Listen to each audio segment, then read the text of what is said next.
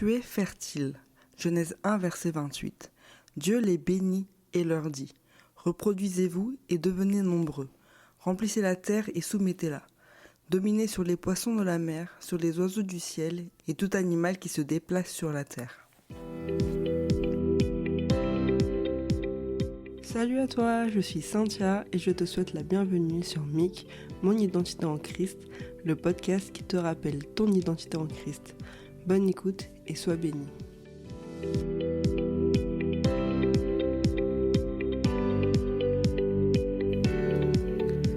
Dieu m'a fait grâce d'être fertile. Il a fait de mon mari un homme fertile. Et pour preuve, nous n'avons pas vraiment eu de difficulté à avoir un enfant. Dieu nous a fait grâce. Et d'ailleurs, aujourd'hui, avec le recul, je me rends compte que j'ai douté de cette capacité à avoir un enfant. Parce que depuis mon jeune âge, j'ai toujours été déréglée. Et quand on s'était mariés, on n'a pas voulu attendre longtemps avant d'avoir un enfant parce que, au cas où, on aurait des difficultés plus tard. Et après, ce serait trop tard. Enfin bref, j'ai vraiment mis ma foi en question. Dieu a créé le ciel, les étoiles, les montagnes et la mer et toutes les espèces sur Terre, humains et animaux. Et c'est extraordinaire ce qu'il a fait. Et en plus, il l'a fait en 6 jours. Mais en fait, lui, il a créé une base. Il a créé un début de travail. Et il a fait en sorte que sa création puisse se reproduire en toute autonomie. Il a créé la terre. Il a fait en sorte qu'elle soit fertile pour que les arbres fruitiers, les plantes, etc. puissent se reproduire grâce aux graines. Et c'est pareil pour les animaux. Il a fait en sorte qu'ils puissent tous se multiplier. Et du coup, pour les hommes aussi, c'est pareil. Il a fait pareil. Et il a créé l'homme et la femme, et il a dit qu'ensemble, ils pouvaient se reproduire et se multiplier. Et donc, le fait d'être fertile, pour chacun d'entre nous, c'est dans le plan de Dieu. Et c'est pour ça qu'il est écrit qu'il nous connaissait déjà avant qu'on soit tissé dans le ventre de notre mère. Et dans le livre de Genèse, c'est marqué que Dieu a béni l'homme et la femme, et ensuite, il leur a dit de se reproduire. Et la fertilité, en fait, c'est une bénédiction de la part de Dieu, et ça depuis la création du monde. Et c'est pour ça qu'aujourd'hui, je rends grâce à Dieu pour cette bénédiction qu'il m'a donnée, et aussi de demander pardon d'avoir douté de ça. Et concrètement, être fertile, c'est quoi ? Ce mot, il est utilisé dans plusieurs contextes. En agriculture, fertile fait référence à la capacité des sols à produire des cultures abondantes. Donc un sol fertile, c'est riche en éléments nutritifs qui sont essentiels pour la croissance des plantes, comme l'azote, le phosphore et le potassium. Bon, j'avoue, j'ai googlé ça pour ta connaissance personnelle, si jamais, comme moi, tu as oublié tes cours de SVT. Et puis aussi, dans contexte biologie, le terme fertilité décrit la capacité des organismes à se reproduire de manière fructueuse, autrement dit, se reproduire avec succès et donner naissance à une descendance.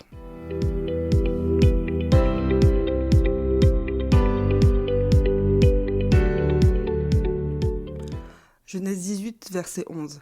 Abraham et Sarah étaient vieux, d'un âge avancé, et Sarah ne pouvait plus espérer avoir des enfants.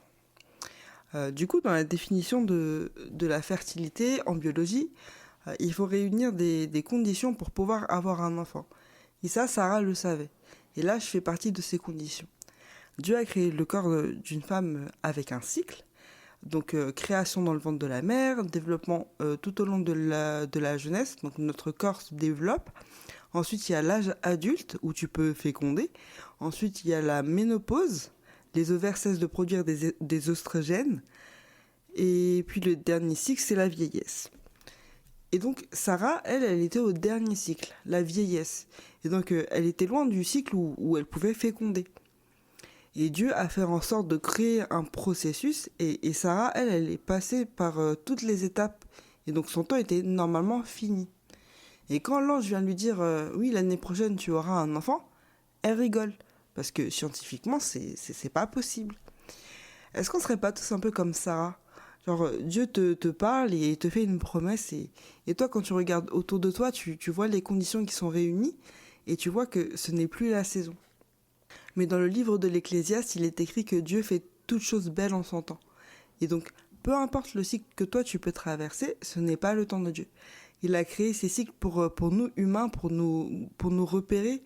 Mais lui, s'il t'a fait une promesse, Elle s'accomplira peu importe quand au final, parce que son temps ne s'aligne pas avec le nôtre. Et nous, on voit ça comme un miracle en fait, mais en vrai, pour Dieu, non, pour lui, c'est normal. Il accomplit juste ce qu'il a dit qu'il ferait. Et c'est pour ça que l'ange dit à Sarah, y a-t-il quoi que ce soit d'étonnant de la part de l'Éternel? Il a dit que tu seras fertile. Et peut-être que tu es dans une bonne saison, mais que ça ne vient pas à temps, parce que ça arrivera. Peu importe quand. Ça sera selon le temps de Dieu. Et toi, tu as juste à préparer ta terre, préparer ton cœur à recevoir parce que tu vas recevoir. Ne regarde pas les conditions, ne regarde pas tes problèmes, ne regarde pas les résultats des médecins qui disent que tu ne peux pas avoir d'enfant. Regarde Dieu, regarde sa promesse qu'il t'a donnée.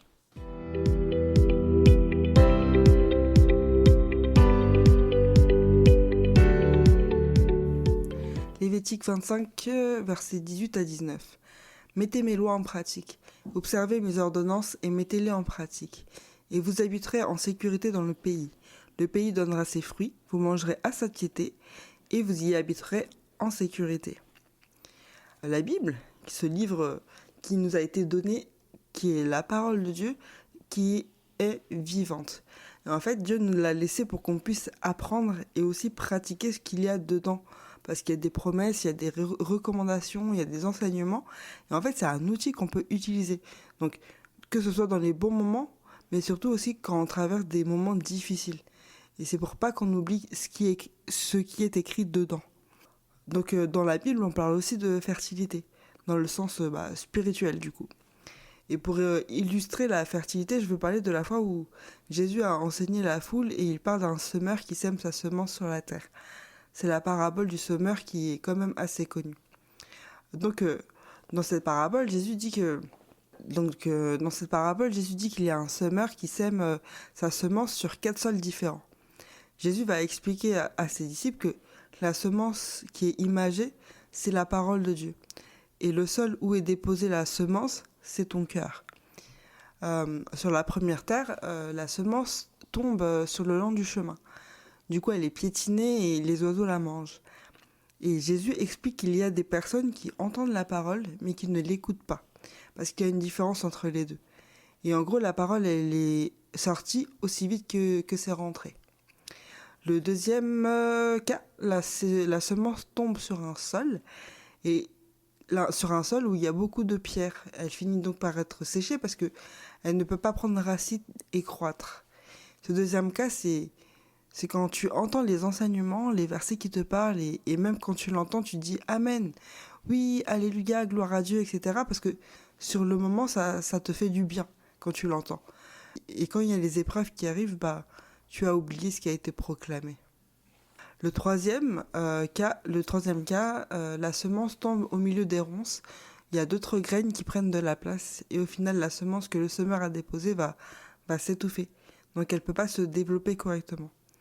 Autrement dit, tu es du genre à courir après des choses du monde, après les richesses.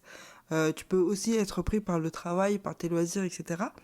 Et donc du coup, quand tu entends la parole de Dieu, tu la laisses entrer dans ton cœur, mais en fait, elle est étouffée par tout ce qu'il y a déjà dans ton cœur.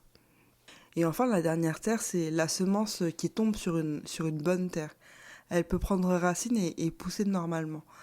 Ça veut dire que quand tu reçois la parole, tu l'entends, tu l'écoutes et tu la mets en pratique.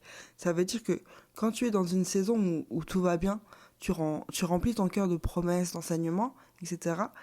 Et quand tu rentres dans des moments difficiles, parce qu'il y en aura, tu te souviens des promesses de Dieu.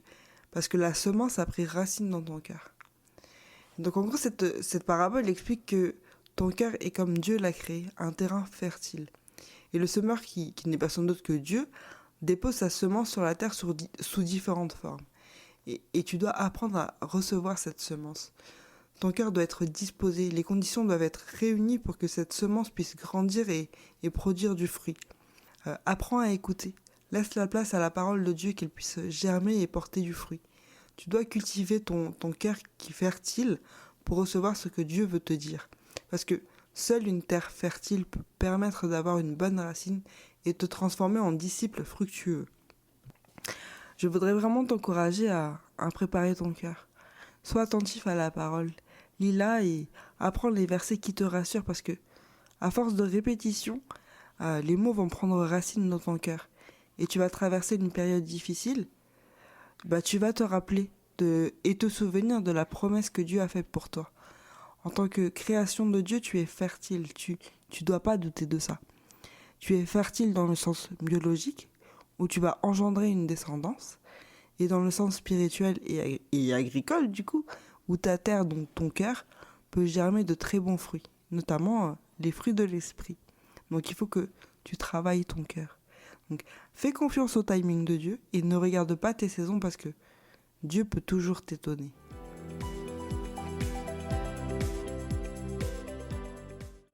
Merci pour ton écoute, j'espère que le contenu t'a encouragé et édifié. N'oublie jamais ta valeur et ton potentiel. Je te donne rendez-vous au prochain podcast pour savoir ce que Dieu dit de toi.